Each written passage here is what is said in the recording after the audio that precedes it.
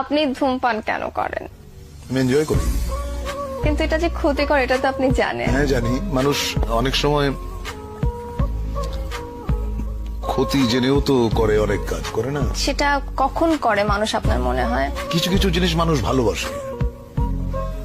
হ্যাঁ, যেমন ধরো তুমি যে কানে যেটা পড়ে আছো এত বড়, তুমি পছন্দ করো বলে এটা পড়ে আছো, কিন্তু এটা যে কানটাকে টেনে তোমাকে অস্বস্তি দিচ্ছে, ওইটুকু যন্ত্রণা তুমি কিন্তু সহ্য করছো। তো ধূমপানটাও অনেকটা ওই রকম। আসলে আমি ধূমপান করি এবং যে জন্য আমি বলতে পারবো না যে ধূমপান আপনারা কেউ করবেন না, এটা আমি বলতে পারবো না।